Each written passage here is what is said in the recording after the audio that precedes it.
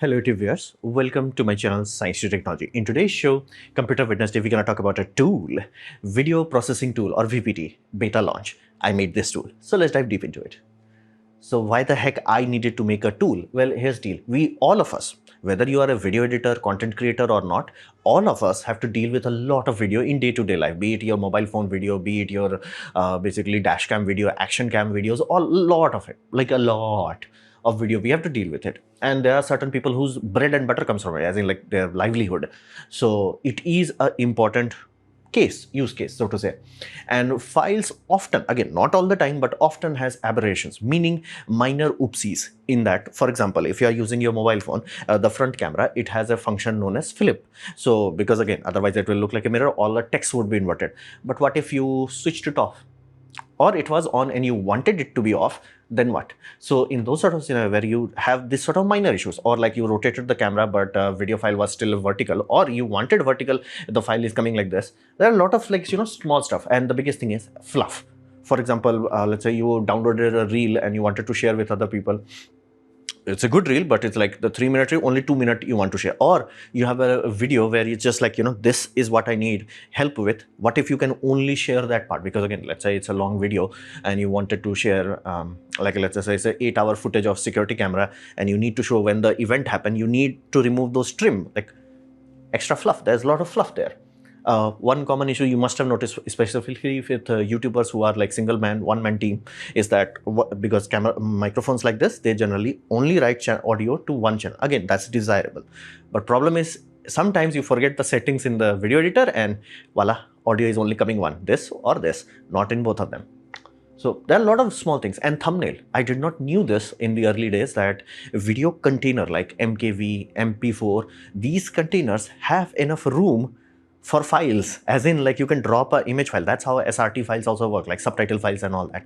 So you can drop a thumbnail there. For example, if it's like a long video and you like, hey, this is what it is, you can write a text and put it there. So thumbnails are also a thing. And you can do all of this, what I'm talking about, in an editor, that is true, but with hassle. For example, if I want you to just rotate, like here's the video file, rotate it, you have to go through too many steps, a lot of clicks. And I was like, oh no, but I have, preset for this. Why do you have preset for it? It should not be needed. So exactly how we have for image, like this is Windows, default basic Windows. You have an image, you click it, you see on the top, it just shows rotate left, rotate left. If you have Infan View as a image viewer, you get so many options like rotate left, rotate right, custom rotate, flip horizontal, flip vertical. You don't have to think about it. Like you can just have the image, press H or press V, flips it, Control S, done, go home. So why something as simple as image can't be done with video, given the fact that these is in from Telegram. You drop a video in Telegram, you're like, okay, you can rotate it, you can trim it. Why the heck we don't have this in, it's also in WhatsApp. Why the heck we don't have it in Microsoft Windows, where it's just a simple thing? So I created VPT. Now VPT is, again, we need a core program. So core program is FFmpeg. FFmpeg is a very robust, like running 80% of the planet. FFmpeg, open source multimedia framework, meaning how does your VLC knows what to do? FFmpeg. How does your OBS know what to do? FFmpeg. How does Blender know how to render? FFmpeg. How does your cloud infrastructure, basically content delivery network knows? Generally FFmpeg. So it is the daddy of the back end work. So it's a great system, but it's a command line tool, meaning you have to memorize a whole command list in order to do simple things. Yes, it is so fast. Like if you know the commands, you can like, oh, I need to rotate 90 degrees. Click here, write this command, write the file name, done, go home. Again, you and I are not going to memorize command line tool. That's sloppiness. Like that made sense in 1980s when we had memories in kilobytes. We got terabytes. So you need to upgrade. So UI, while there are a lot of people who made skins for FFmpeg, most of them are programmer based, meaning they're not bad. The intentions are good. Skill set, good. Usability, it's hard. Again, it's flat out looks like a programmer. So I had to work very hard to make non-LLE, as in non-linear editor. If you task any video editing system, all of them generally follow the same philosophy. Like you have timeline and all this. It's designed for video editing market. I'm like, we don't need that. So I looked into hardware, basically Apollo guidance computer and flight cockpit, so to say, the big buttons. I like that idea of big buttons which are super simple and clear. So because I'm not making an editor, I'm just making a processor, I needed a different interface. So that's the idea of big buttons. You do not have menus. You do not have to dive deep into only one thing as menu, that is flip ratio. There's too many ratios. So other than that, you do not have to dive deep into menu. Drag and drop your file, whatever you want, drop it here, click one of these or whatever you need to do, click render, done. It will not ask you any settings. Nothing is there. The only thing it will do is like take your original file. It will not touch it. It will take the file, underscore processed. That's it. And if you redo it, it will overwrite the processed file. It will not allow you to basically touch the organic file or the master file. People are asking me that maybe we may want some granular contour. I might add that in settings. As of now, it's not there. It's a beta launch. So this is VPT. So beta, again, I announced this in Saturday live stream. 0.1 was live. Although if you are coming from English live stream, it was already fixed. There was a glitch because my programmer has a very lightweight laptop, as in like potato. He had to have like some hard coding codecs in order to block a high bitrate. Basically, everything was forced down to lowest bitrate possible. Penalty of that is if you put high quality file, it was making it a potato. So that needed fixing. Thankfully, it was fixed. So a lot of small things happen. As of now, we are already at 0.3. So by the time you're watching this video, and if you're watching it further out, like let's say 1 week or 2 weeks from now, there might be 5 or 6. So we are fixing it. And the reason for launching this is simply because the programmer, he cleared his education. He was looking for a job, he did not find it, and I decided to pay him so he can work full-time on this project. He just cleared an interview, so he might get a job. So for that reason, there was a serious risk of what we call abandonment. The project was built, by the way, 2 years ago. Mark 1 basically. So we had to make a call, and my call was like, let's just launch it out. If people can still use it, be mindful. As it exists, it's already useful. It just does not have extra features, or what we call a scope creep. I got like carried away. I was like, okay, I want to add a repair function. I might add it still, but again, it like further out. Right now it's grayed out. And then convert like handbrake. Handbrake is really powerful, relying on FFmpeg, but it is hideous in its user interface. And I'm like, it's just a container. Why the heck your container to container transfer is so complicated? It does not need to be. So I have some internal idea how to go about that. So any Tom, Dick and Harry can do with it. But I was like, okay, that's scope creep. That's not necessary. This is necessary, the Mark 1, so to say, like the single click page. So we have wrapped it up, launched it. So far enough people have downloaded, and yes, it is available for Linux also. Windows, Linux is available. Mac, that's up to you. And we are still cooking the setup menu. You don't need it. That's the whole intent behind this system. You do not need any menu settings. You look at it, you study it, the end. So let's a guide just in case people are having hard time. So first we start with R. R is for rotate. So if you have an image file, you can rotate a video, so to say, 90 degree, 180 degree, 270 degree, or custom flip. Why do you need custom flip? I do not know. My programmer liked the idea, so he put it. I'm happy with it. Audio level. There is a very common complaint that's like audio is too loud. Okay. Or not loud enough. So you can be like, okay, plus 6 dB. It's like, okay, what if you're like, that's too loud, plus 3 dB. Minus 3 dB, minus 6 dB, those are presets. And then you have most common requirement, remove the audio if it's a copyright, especially for people who are dealing with a lot of video files and they want like, feedstock for their material and do not want audio on those.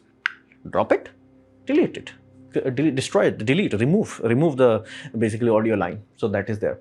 And then you have stereo to mono. That will solve this issue where it's like, left to left or right to right. But again, your video file will be only coming out from one side. That's very painful. Click that button, that will solve it. Basically, it will merge stereo to mono. So if you have one of those video files on YouTube, surprisingly a lot of them happens, whereas like, it's a great video, but I can't hear it because it hurts if you're only hearing from one side. Download it, click that button, done, your problem solved. So there is the aspect ratio change, meaning you have a lot of wiggle room in aspect ratios. Basically, you can go from 16:9, 4:3, 3:2. It's rare you will have to use this tool, but again, if you do need to, We got this, we got you covered. And not to mention, we also added a flip ratio. For example, if you have this vertical video and you want to stretch it like Putin, you can do that.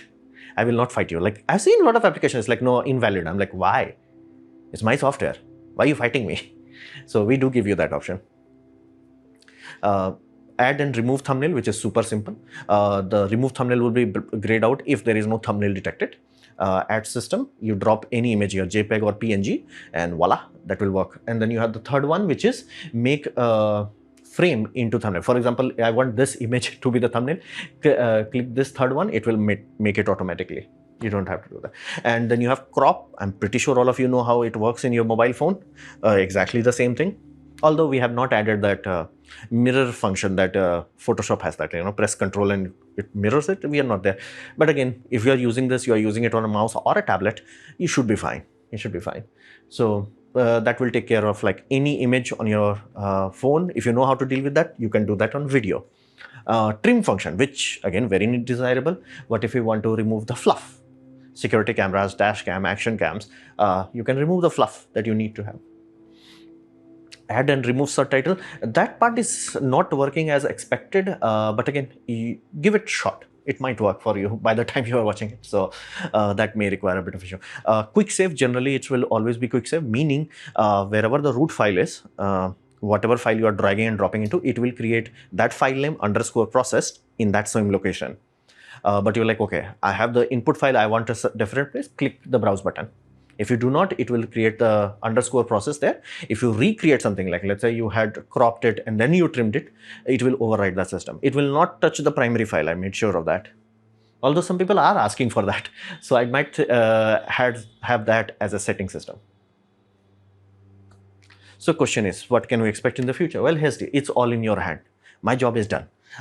So if you guys want this sort of tool to grow, refine, and become something useful, you can do it. And again, all you have to do is download it, use it, give me real world feedback, because again, none of us would have caught that it had an issue with a bit rate lock. And there are other problems also, like some person today only figured out, it's like, wait, if text does not have English only, it might like throws file does not handle like Hindi or Chinese, it will not handle that. So we are working to fix that. So we do need real world feedback. I have created a group in Telegram, independent channel for that, and in Discord, independent channel for that. So I need that. The team needs that. Without that, it will not work. And FOSS is useless without numbers. For example, free and open source software, everybody likes it. People will like this software. I know that for a fact. But if not enough people are using it and it's not growing, it's useless. Numbers are the key.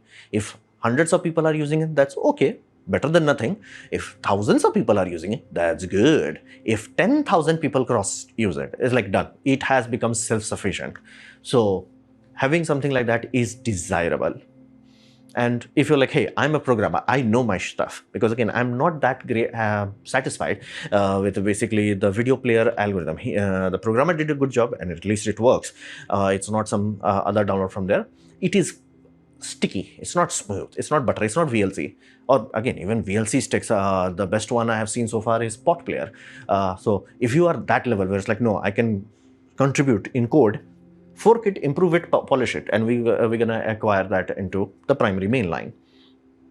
So that is there. And you're like, okay, I do not want to download it, and I do not want to fork it or program it, and you still want to support. This is my Indian UPI, universal. You can scan it and pay me in rupees. If like, oh no, I'm from abroad, this is my PayPal, paypal.me/S2T YouTube. You can pay that in any currency. So again, I did pay the program. So this was what I meant by thumbnail. Basically, this video file has the whole image is there as a main system. I'm like, okay, I make thumbnail for YouTube. Why not use that for the video system? I could do that. So I do want this software to be successful. Again, I did put effort and elbow grease into it. And if you're like, hey, I have different UI approach, GG, make it, share it in Discord or Telegram so I can see and take the best elements of it. Again, do not make it look like any other editing software. By design, I'm making sure it does not look like that. By design, by intent. So this was my presentation on basically my own software video processing tool. Hopefully you have liked it. In that case, please, I would urge you to share it. This time it will actually help me and it might even help you. So share it amongst your friends. That will help me a lot. And if you didn't like it, didn't enjoy it, I would urge you to not dislike it. Please leave a comment because I do try to reply to all of them. Subscribe, press the bell icon if you're free. And as always, thanks for watching.